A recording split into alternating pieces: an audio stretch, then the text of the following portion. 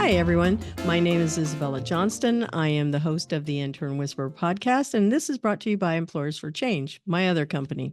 Today's guest is Rafael Caamano. He is one of the UCF Incubator Program Management team members. He helps drive economic growth in the Central Florida community with a focus on mentoring, coaching, and supporting innovative technologies and scalable startups. Caamano has contributed over 20 years of expertise to mentor and coach over 100 businesses and entrepreneurs and guided them towards financial stability and transformed them into high growth and impactful enterprises. He also served as in the Army for 9 years and is a veteran, and he has his own nonprofit. So today we're going to get to hear all about his story. So welcome to the show. Thank you so much, Isabella. Glad to be here. Yeah, it's been a while. I've been asking you for a while. I'm glad it all worked out. So our show is always about learning and technology and the future of industries and jobs. So I kick off my show with asking, tell us about yourself using only 5 words and why those. And as you know, I can help you with them. You know, I also wrote them down before we got on the air. So you had said resourceful. So why would you say resourceful is one of your words? For some reason, Isabella, I have the tendency not to say no and to say a lot of yes to people. So I find myself in a situation where I have to find help for folks, right? So and I've become good at it due to networking and the years that I've been working in Orlando. So when people come to me, I get to deliver. And if I don't personally get to deliver, I'll find another door for them to seek some help. But at the end of the day, they can count on me to get some type of answer or help. Mm-hmm. Loyal. Why loyal? I guess it's part of my family, especially on my dad's side. My grandparent and my dad, they were very involved in the community and very they stayed focused on what was important in life. They had a very clear mind on that, and I guess that's what helped you build loyalty, right? Knowing what you want in life and sticking to that line. And I feel very comfortable saying that both at UCF and with my nonprofit and family, and I'm very loyal to all that, because at the end of the day, these are paths that are given to you, and you have to respect the boundaries and respect the journey, right? So that's what's going to make me better down the road. If I become a disruptor by not being loyal, then that's going to affect my path. So that's the way I think. I think that's solid advice there that your dad gave you. And I'm going to guess that he also exhibited that in his life. You could see it in his life. Oh, yeah. From personal experiences, from his relationship with my mom and the rest of my family, and his work ethic, that's always been there. And I see the value in doing that. Sometimes I struggle when I see people making so many changes for various reasons, and at the end of the day, you know, what was the goal, right? What we were trying to achieve. So I think that it's a way of me simplifying my life, right? You know, keep it simple, and at some point we all have our call, or we all gonna have our day. It's gonna come to you some way or some shape or form. So anyway, that's why I think it pay off for me to be loyal, because we have no control, right? And if we try to have control, we can be disruptors on and affect our path. So yeah. A lot of the words I know that you picked to describe yourself are built around trust. And the things that really matter in life are those very attributes that we're talking about, being resourceful and loyal, and some of the other words.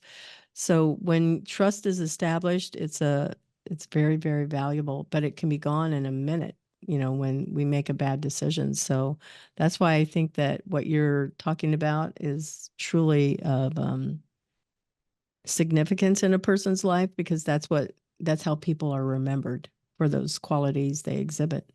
Yeah, you have to have ethics, right? And you have to have good integrity. And if you don't have a combination of that, then um, then there's then the path is not clear, honestly, because Mm-hmm. there's going to be a variable coming your way. Mm-hmm. Mm-hmm. So you mentioned community builder, and I definitely see you as that. I mean, when we go to events, I see you at the same events where I am in Tulsa, and I consider myself one of those same people.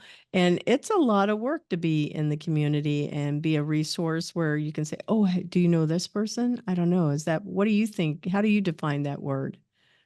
Well, Isabella, I so two things. I community builder and networking. I can separate those. I do like to network as long as I've been. I guess as I get older, I get selective Yeah. because you start valuing your time more. And so anything that can help my mission, I'll be there for.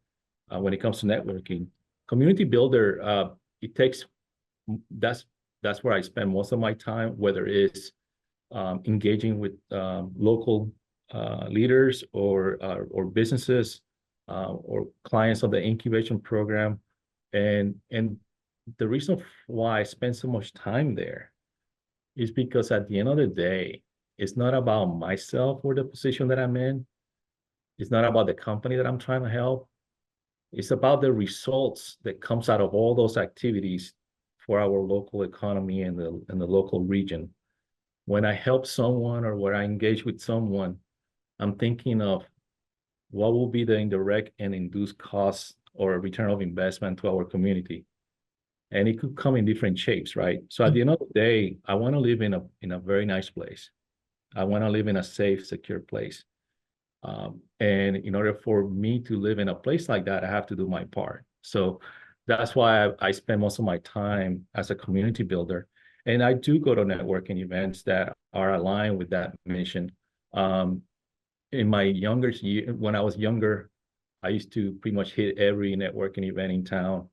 And then, as you know, Isabella, some of them are worth it, some of them are not.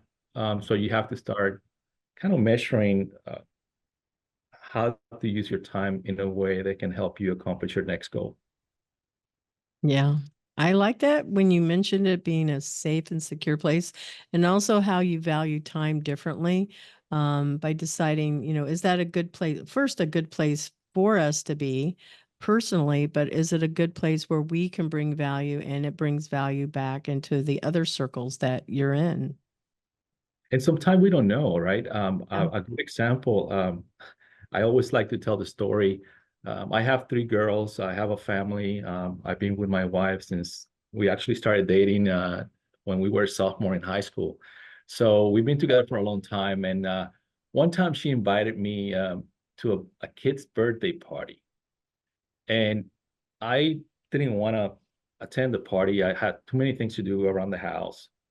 And what am I gonna do at this kid's birthday party? They're all girls. I just didn't feel comfortable going, but I did. I went anyway. Long story short, there was um, a very influential person at that party that I didn't know he was so influential, and we started talking, and come to find out that we had a lot of things in common. And it was a very good find for me, as I always try to build my Rolodex so I can help people, right? Mhm. So that's something that I don't fight it anymore. If I need to go to a place, I go to a networking event, I go because of that. You never know.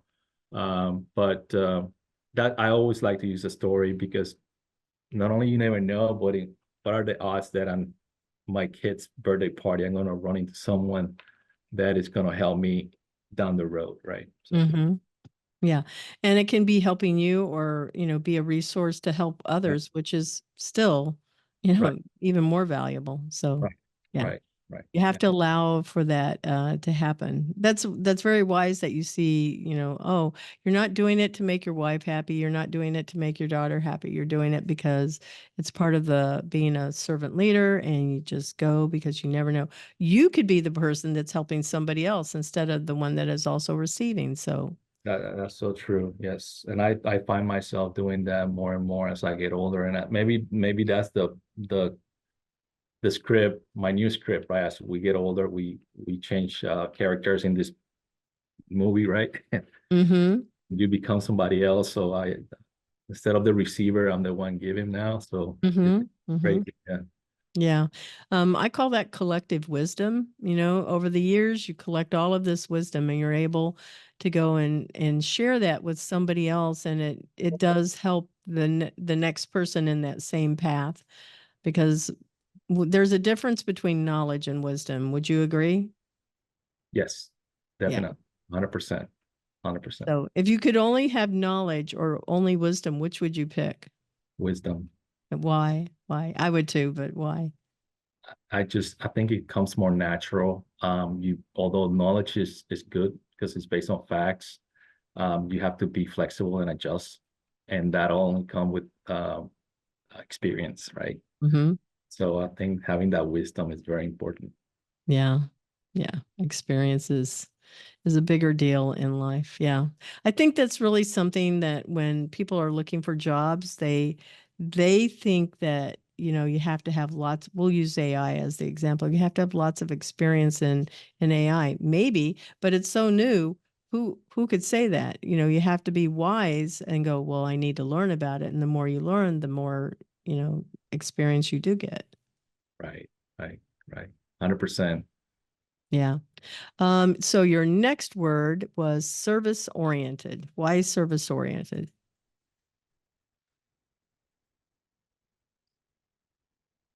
I'm going to start with a little story, and this was when I was going through basic training and boot camp. Some uh, some services call it boot camp. The Army we call it basic training. Mm-hmm. Um, I was acting as a squad leader, and my role was to take care of a certain area with my squad. And I got in trouble because when the drill sergeants came in, I was working with them. I was doing the work along with them, and they wanted me to be delegating and for me to be watching. So I thought I was wrong because I got in trouble, but no, I was not wrong. There's different type of leadership, right? And that was one of them. So I at that point I found out naturally and organically the type of leader I was, and which basically I like to be involved. I like to have my hands on, and I don't like to delegate as much unless we have to divide to conquer. Mm. So that's why I think that if I think I answered your question, Mm-hmm. You but did. that's what that was my eye opener at that point that okay, this is who because I felt comfortable, right? I don't like to I like to experience what I'm telling other people uh, to to go and do, right? I like to be involved in it because at the end of the day, we all want the same goal, and I need to feel like I contributed to that change physically or being involved directly, right? Not just giving orders. I don't think that works. Mm-hmm. Mm-hmm. Yeah. Unless you have to divide and conquer, right? I mean, I get it, but for the most part, I like to I'm hands on. Yeah. I agree. I like that. I like working with my people. Um, I can delegate. I don't have a problem delegating, but I also like working with them, being in the trenches, if you will. Yes, 100%, Yeah. 100%. So your last word, you said mentor. And I think that ties in with that, what we were talking about before, about that collective wisdom and being wise over knowledge. Right. And so one thing about mentorship is that when I was growing up, Isabella, from the time I was born till about 14 years old, I had a very strong family bond, especially from both of my grandparents and my parents. I had a group of friends, I had a big network. But then my family decided to move to Florida, and it was like starting all over again. And at that point, I didn't have my dad near me. It was only my mom and my kids, my siblings, I'm sorry.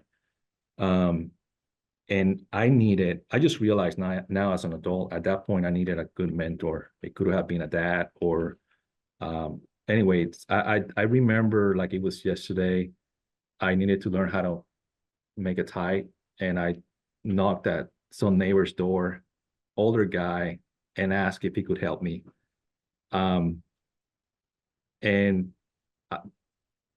basically, that period of my life shaped me to make sure that I do whatever it takes to provide good information to people and to help people. So fast forward a little bit after that, I have always been a person that, even though I had the courage to knock at that door, after that, I stopped seeking help. And I think that's an error. But we don't recognize that when we're young because we think we're invincible and we think we know it all. But the fact that if I could go back in time, I would have asked more and I would have reached out to people and don't feel embarrassed about doing so or some type of embarrassed or because I think that is very important and that's the only way you can get ahead. So now at this age, I'm 51 now. Every time I have an opportunity to, whether they are my kids or family members or friends or young ones that I meet, I like to give my 2 cents of advice, even though they may not be asking, but it's more because perhaps they don't feel comfortable asking. Mm-hmm. I volunteered information. Hopefully that can make a difference to them, right? Right. So that's the part of mentorship. I like to mentor because I wish I had the mentorship that I'm giving to people back then, because my life perhaps would have been a little bit different. Know that I don't like my life. I love it. I think that I have been able to accomplish a lot, but I have a lot of battle scars Mm-hmm. because I wasn't asking questions. So you get pumped so many different times on this journey, right? That you get all these bruises and I wish it could have been a lot smoother to this stage of my life. Yeah. I think what you're talking about is like, pride. When we're 14, we're so self-conscious. 15, we're so I used to teach high school.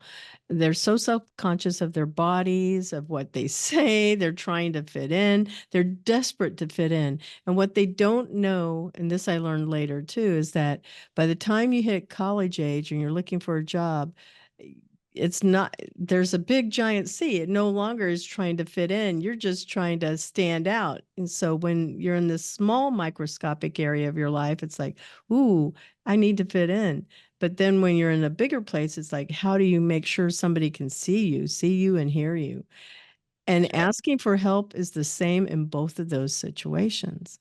But Right. yet we don't do that. We don't do that. And also valuing relationships, right? The value of relationship, the value of friendships.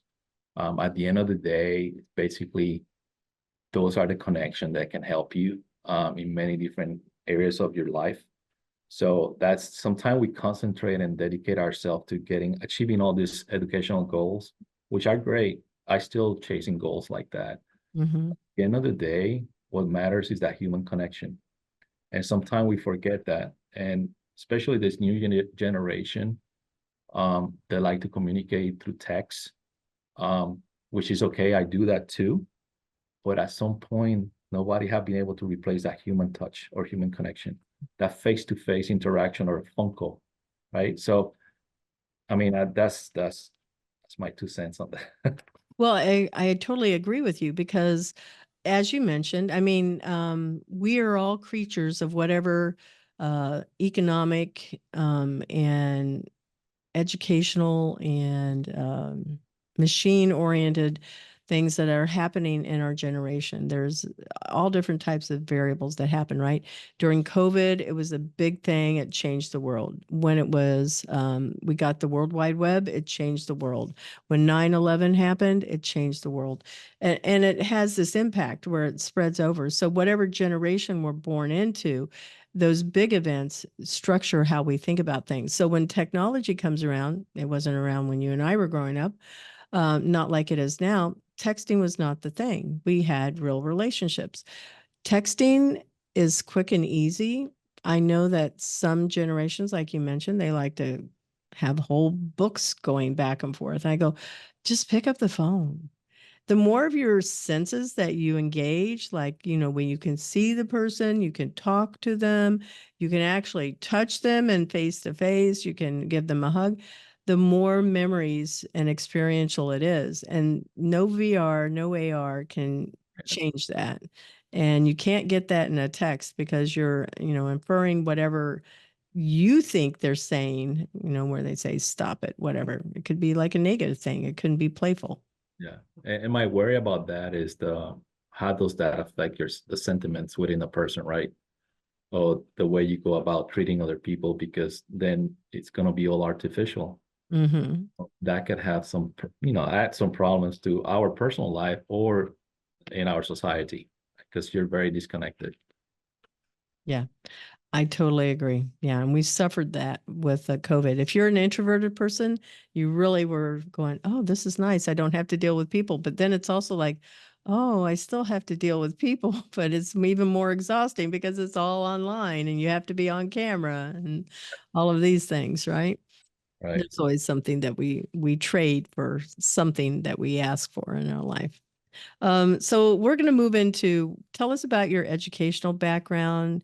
Where was your first job, if you want to start there? I know you went into the Army. I'm interested in that, and I know Yeah. our listeners are. And then how did you end up here, and how did you get VEI? All right. So I'm going to try to uh, put 51 years in a very, very short time here. I always been a hard worker. True story. I love empanadas, and Mhm. there was a place next to my grandmother's house that used to sell some delicious empanadas, and they were at that point they were like 35 cents, and one was not enough for me. So I'm like, how can I get more money, or how can I make my own money in order for me to walk down there and get my own empanadas? So I took my grandfather's shoes and I started polishing them. And then I would go to my grandfather and charge him 50 cents per shoes. And I was able to collect enough money to get my very own empanadas, right? Then after that, I fast forward, I was a little bit older. I love grapes. By the way, I love food, and that's like my biggest Mhm. weakness there. The only way I could get a lot of grapes was to help the guy in the bodega it was in the corner of the street, uh, putting the cans. And back then we used to tape the price, or had a little machine to put the price on the cans, or labels, like a label machine. Mhm. I don't know if you remember that. I do. I do. So I will volunteer basically to do that for him in exchange for some grapes. So I always been a hard worker. I used volunteer my summers. I used to volunteer my summers at a dairy farm, milking cows and cutting sugar canes to feed the cows, collecting food for the pigs. And it's not because I had to, it's just that I like to work. I just like to work. And when I moved to the U.S. Or the state of Florida, I'm originally from Puerto Rico. When I moved to Florida, we found ourselves in a very tough position economically, because it's not what we were expecting as a family. And my dad was still in Puerto Rico. He stayed there for about 3 years. So during those years, I needed to bring some income into the house so I could buy myself clothes.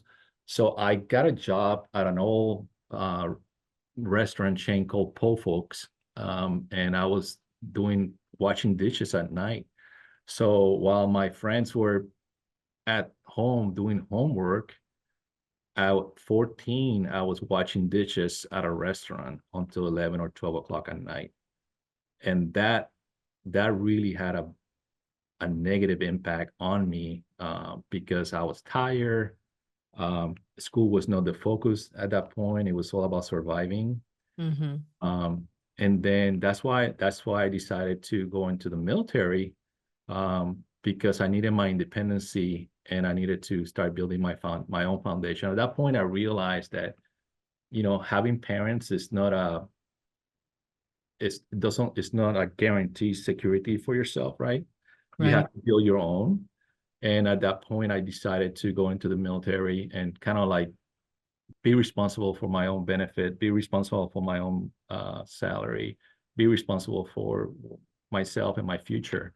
And that's why after graduating from high school, I decided to go. Actually, I went the plan in Isabela was to go in for basic training, come back as a reservist, but I graduated with honors from basic training, and I decided to stay active duty. And so I didn't get to come back and enroll into a local college. So I ended up finishing my education through the military, and I ended up getting my part of my AA from Central Texas College, and then I ended up getting my bachelor degree and my MBA from the Polytechnic University of Puerto Rico. And if it wasn't for the military, I wouldn't have been able to afford my education.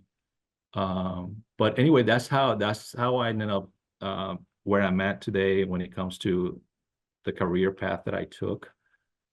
If I could go back, honestly, I would not have gone after my MBA. I don't think even when I was going through the MBA, it's basically a repetition of my BA, my Bachelor in Administration. But I would have gone in a different career path. But anyway, that's where I'm at. I'm currently seeking of continuing my education, taking classes at UCF to see if I can pursue my doctorate degree in education leadership. But that's something that it takes time, and is out there, right? I'm taking one class at a time, but it's not my immediate goal, but it's something that is in my future for sure. Like I said in the beginning, right? You have to have a path, or you have to stay in the path, and you have to stay focused. And I know that's something that I want. But sometimes you can achieve your goals very rapidly, or they take time. As long as you continue to move forward, you should be good to go. So my point is that I'm continuing to move forward towards that goal, but it's going to take a little bit longer. Mm-hmm. Yeah, well, we're always in this place of constant learning. I think that's a good thing. So, I commend you on all of those. That's quite a path. How did you start VEI? What's the story on that one? Yeah, so Isabela, about 2013, there was a lot of military personnel coming out of Afghanistan, and we ran into a handful of them at the incubation program. And at the same time, we read a book called Startup Nation. And by reading Startup Nation, I realized that we're wasting a lot of good talent by not ensuring that we're providing veterans with the opportunity to create their own companies or grow their companies. And the reason I say that is after World War II, 40% of veteran-owned businesses, well, 40% of all businesses in the United States were run by veterans. They're Wow, veterans, 40%. that's a And lot. that's a lot. That's a lot. Today, I think we just broke 9%. Why? So Why the disparity? I I I I'm not sure. I think that a lot have to do with um, the cycle, right, of the generational cycles. After World War II, there was a big increase in manufacturing. It was not as difficult to get into those type of businesses. Now it's not manufacturing; it's more technology. So um, basically, what tells me is that the veterans that are coming out of the military, or the personnel that is coming out of the military, which are veterans, may not be as prepared as they need to be to succeed in civilian life. But Isabella, there are some fundamental skills that these veterans walk away from the military, and these are great skills for business owners. Leadership, they're team oriented, attention to detail, mission oriented, and those are things that you need as a business owner in order for you to be able to get to that next goal or to build your company. So in 2013, after reading the book, I was having a casual conversation with two other colleagues at UCF, and we were wondering what would happen if we started to educate some of the veterans and they get to start these companies inside the incubators next to companies that are run by civilian. Will there be a difference? And we never got to finish that study or study that. But I think one thing we discovered was the fact that what we were trying to do was needed, because veterans don't like to recognize sometimes, but some veterans don't like to recognize themselves as veterans, and also they don't know that they have certain skills that could be good for business. So we started working with veterans. We started helping one individual. He was a consultant. That individual ended up joining the incubator or incubation program with Caroline Dykes or Caroline Logues. And then he ended up graduating and has a light manufacturing company in Longwood. So that's an example of how we can help veterans and make sure that they're taking part of the ecosystem. And so that's basically when we started helping veterans, and the reason why we started coaching that veteran 1 day a week, right? But then from there, we started conducting some cohorts. And today, VEI is a 501c3. We basically are serving the entire state of Florida. Sometimes we do help companies or veterans from outside the state of Florida virtually. As of last month, we have helped over 650 veterans or veteran business owners in the state of Florida. The majority of those are here in Central Florida. Just in Orange County alone, there's 60,000 veterans. Wow. So it's a big community, and sometimes we don't look into those communities to find our next big business or our next community champion, right? So that's what VEI mission is, basically to empower veterans, and that's what we're doing. And that's how we started it, just by having that simple conversation with a few veterans, and then starting some cohorts. And it was rough in the beginning because we did all that without any funding or any budget. It was a passion-driven project that the three colleagues basically felt the same way. So we were kind of volunteering our time. I remember running a cohort every Saturday for like 7 Saturdays in a row. And that was not part of my job description at UCF or anything like that. It was just volunteering hours. But I knew, but again, there's a passion, and I knew the goal that I was trying to reach, and I had a mission to do that. And so today, it's a different story. Today, we have a strong organization that was just recognized by the SBA as the Community Partner of the Year for the entire state of Florida. But it all started as a passion-driven project. We didn't start at a nonprofit to make money or to help people for a particular reason,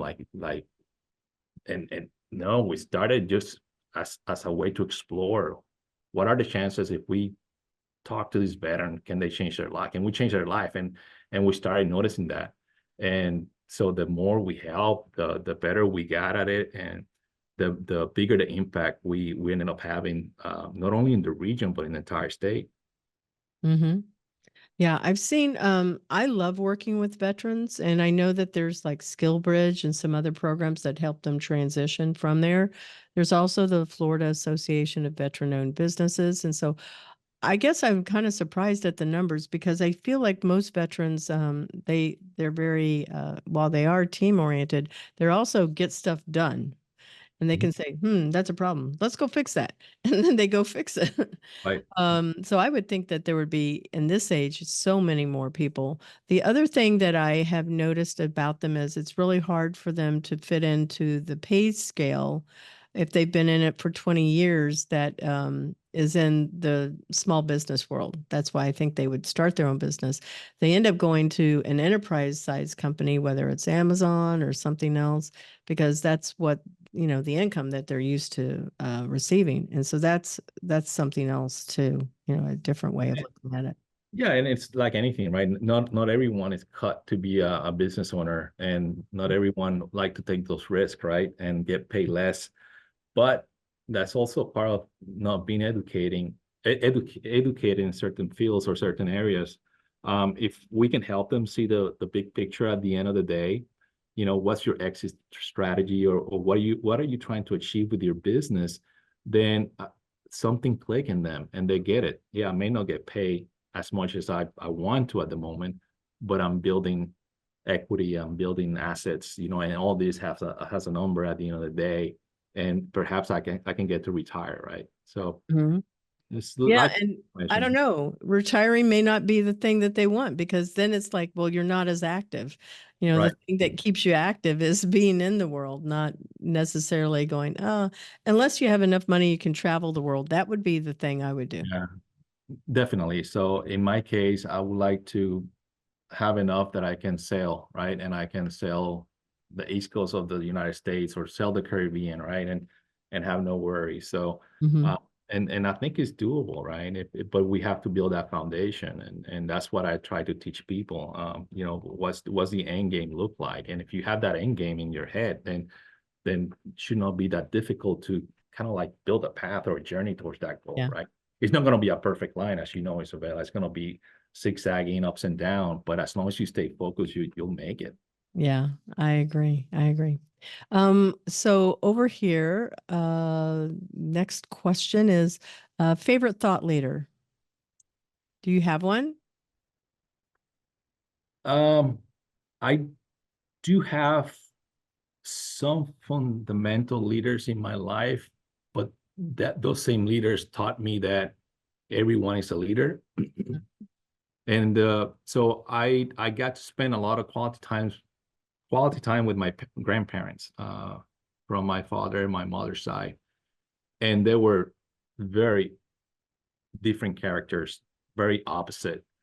One of my grandfather from my dad's side, he was had an accounting firm. He was he was a community leader, was very well known for his leadership efforts in that town. And my other grandfather was a businessman, no educational background, both veterans. But he was the one in the corners, on the corner block with his friends. And now that I think about it, I wonder, wow, I wonder what my grandfather was into. But so two different schools of thought, right? And at that point, I learned that they both love me. They both give me quality time. I learned a lot from both of them, right? Even though they were very different. So at that point, I realized that every person that I meet brings something different to the table, and what they bring to the table, I can learn from, regardless their position in life, their age, what who they work for. I always walk away with something new, and it's because I'm open to that, right? And that's the only way. Perhaps I don't ask for help as much, but I'm always listening and looking around to see what I can walk away with, and something as simple as a very casual conversation to more in-depth conversation like the one we're having today. So my point is, to your question, Isabella, that I don't have a one person. I think that we all as human, we can learn from each other, and everyone is leading the way somehow, some way. And I walked away with a lot of good things from that. Mm. So we're going to take a moment to acknowledge our sponsor, Cat 5 Studios, and we will be right back. The Intern Whisperer is brought to you by Cat 5 Studios, who help you create games and videos for your training and marketing needs that are out of this world. Visit Cat 5 Studios for more information to learn how Cat 5 Studios can help your business. Thank you, Cat 5 Studios. So we're back to the second half of our show where we talk about the future of jobs and industries in 2030. And our guest, as you all know, is Rafael Caamano. And so we're going to kick this one off with, what do you think 2030 is going to look like? 2030 is 2024 today. So this year doesn't count and 2030 doesn't count. So we lose 2 years right off the bat there. Right. So when I first think of 2030 or 2040, I can see a lot of new development in the state of Florida, housing projects. So that means less green. So the state's going to be more condensed with people. I think of the water issues that we're having. Hopefully we can come up with some solutions for that. The economy as a state should be okay. And the reason for it is obvious. The natural resources that we have as a state, and also the attractions that we have here. So a lot of money from outside the state coming in, that helps. But that's how that's what I see when I think of 2030 or 2040. Now I can see a big demand, and I know right now there's a big demand for certain jobs, especially on the medical side, nursing, and also civil engineering. I think there's a deficit on civil engineers, and they're going to need more for all the developments that are going to be happening in the state of Florida. So so I see a lot of construction, a lot of growth statewide, and a lot of shifting. As you know, South Florida is having some challenges with water resources and flooding. So I can see some of those folks moving or shifting to the north side or the central side of the state. So a lot of changes, basically, for us here in Florida by 2030. Yep, I would definitely say that. I know that Miami was caught off guard with all of the rain that came through a few weeks ago, and there was just massive amounts of flooding. I don't know about you, but I've been following some of the trends about Miami too, and the water is rising, and so it's been like a 5-foot increase of Right. some of the landmass that it's covering. Mhm. That's significant because it's hard to imagine some cities underwater. And I Right. sit here and go, I don't know. Florida's just a peninsula. Could Right. we end up being underwater? I don't know. Right. So, Possible. well, and let's not forget last year where we had also a lot of rain, and the Fort Lauderdale airport had to shut down for so many days, right? Because they were underwater. And now this year, there was an announcement that they're building a new airport towards the southwest of the state of Florida. So I wonder if it's going to be a backup airport for Fort Lauderdale or not, right? Mhm. So anyway, yeah, it's something to be worried about. Hopefully, we can come together as a state and come up with a good solution to alleviate some of the headaches. But it's part of the growth, it's part of the popularity of the state, not only local in the nation, but globally, right? Yep. Yep, definitely. So that part of it, when we look at it, how do you think that's going to impact our jobs? Because when I look at it, this is how I see jobs. I feel like because we measure everything in life, everything now, we look at how many looks, how many downloads, how many people go through a turnstile, everything.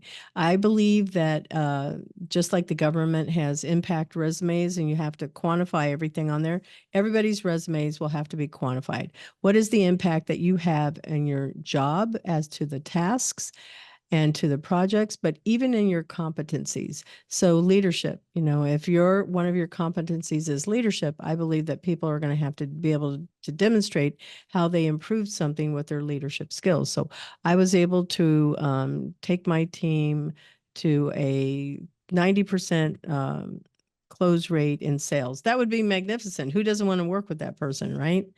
So I feel like resumes will be required to have that more than anything. Not your certificates, not your education. It's going to be, what is the impact that you have? So I think that is what, those are the trends I see. And it's what I know is coming. So I feel like we need to be measuring everything we do now so we can speak to that in our ability to get jobs and acquire money and like grants, things like that. And I see that right at this moment.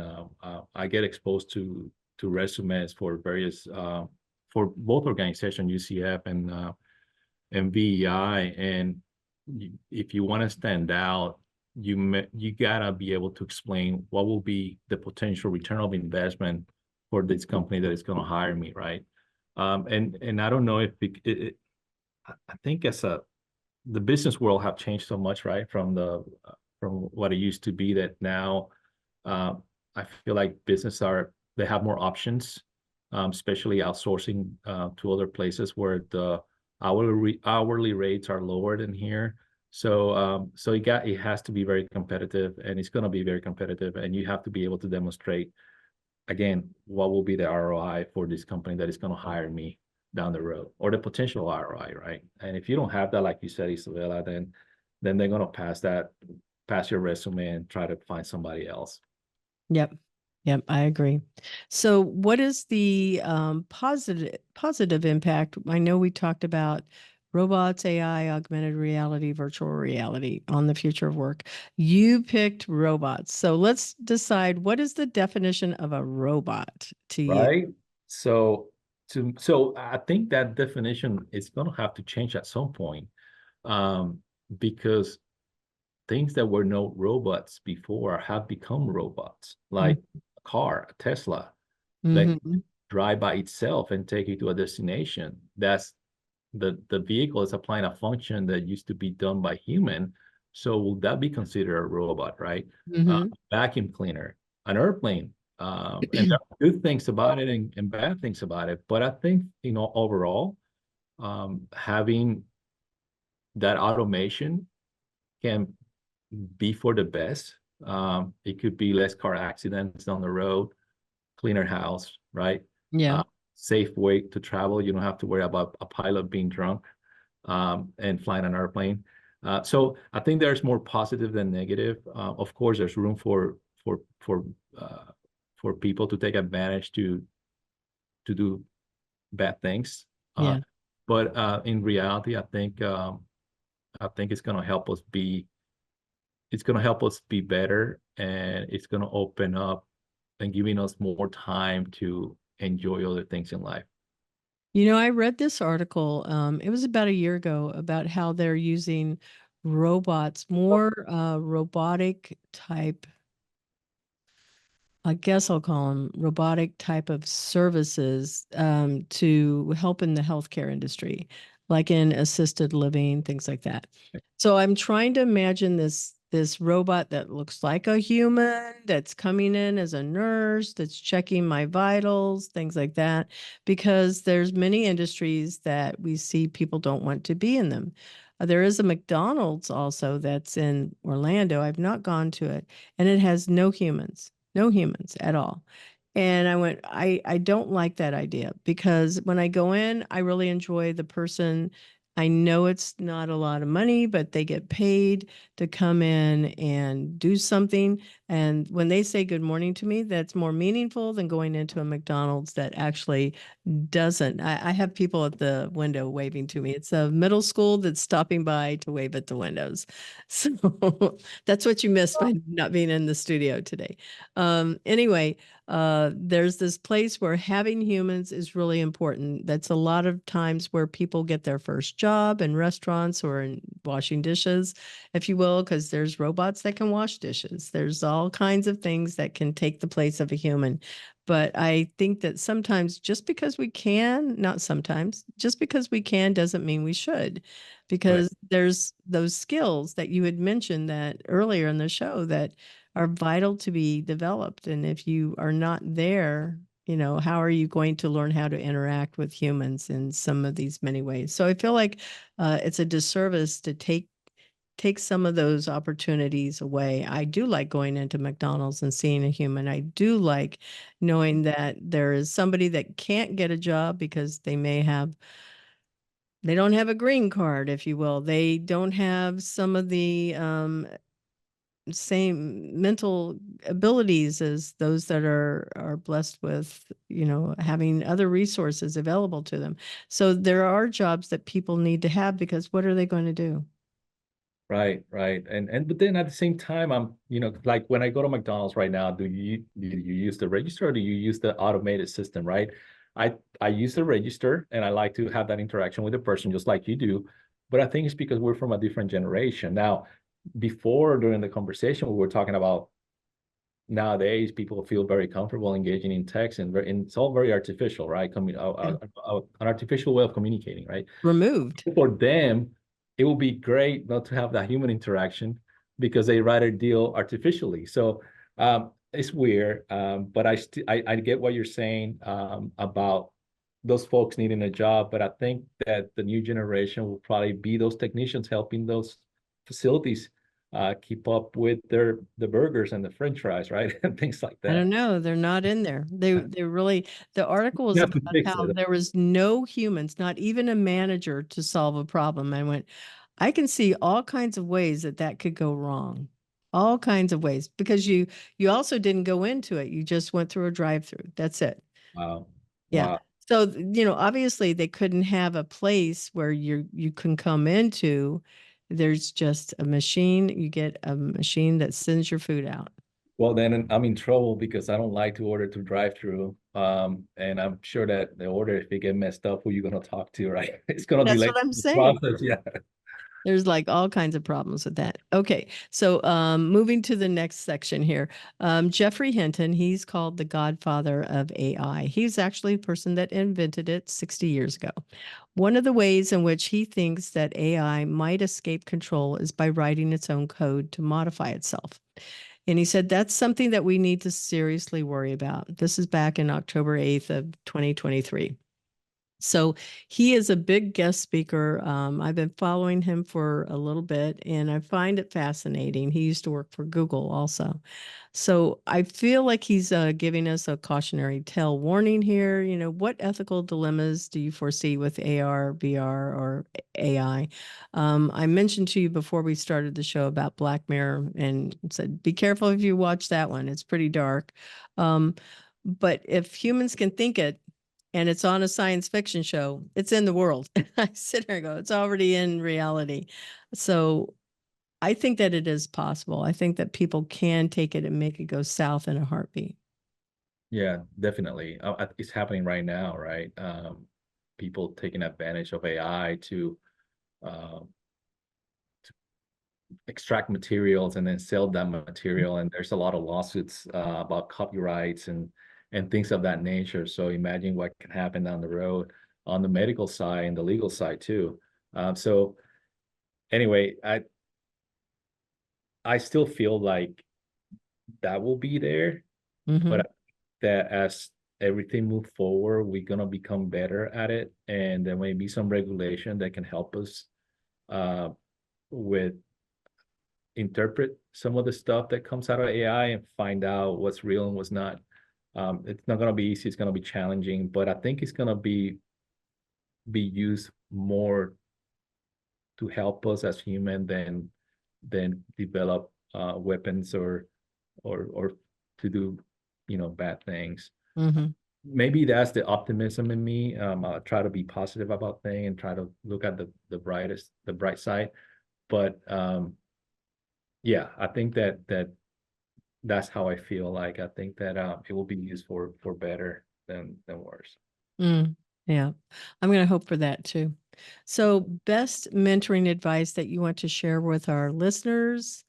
What would you say? I like your stories of when you were a child and you were starting your own business and things like that. I feel like you're never too young to start your own business. So, That was one of many. Yeah. yeah. So my best advice, and this is something that as I transitioned from the military, right before I started my own company, I I had a leader of a company down in Fort Lauderdale that told me make sure that you continue to educate yourself and read a lot. And I was in my late 20s and I knew what he meant, but I didn't give it as to me was not as important.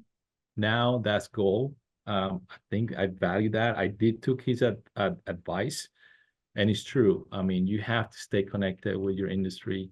You have to read, and continue to educate yourself in not only in your industry or what you study for, but also, you know, on what's going on around the world, what's going on with our country, and in everything, right? In general, you have to be in top of the game, because these are these are the type of information that you can use on your networking events. These are the type of information that you can use to connect with other humans, right? As I mentioned before, Isabella, it's all about that human connection, right?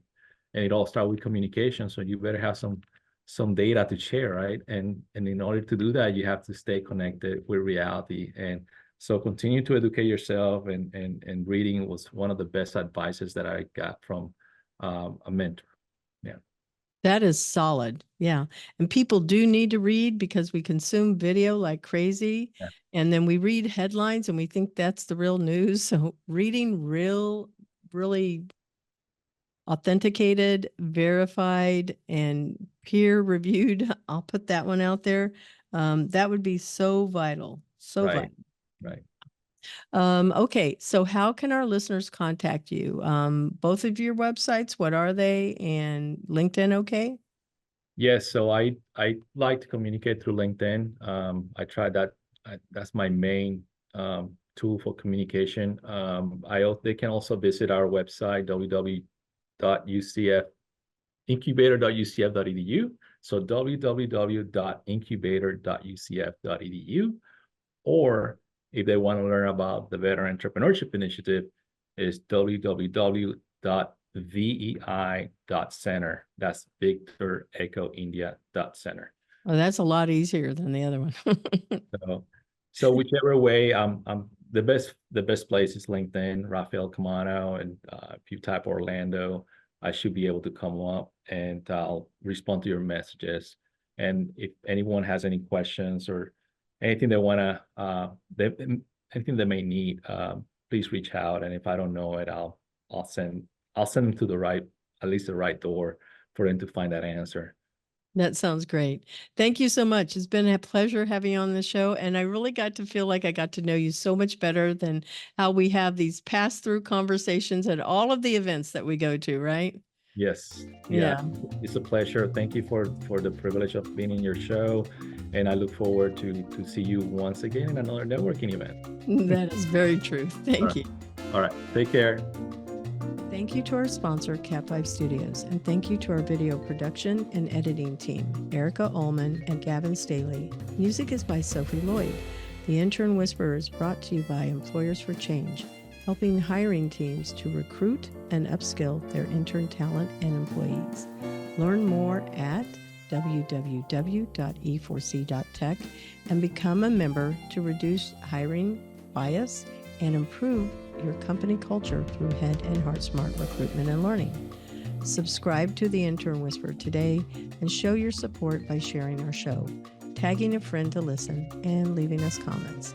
You can find the Intern Whisperer podcast on Employers for Change YouTube channel or streaming from your favorite podcast channel.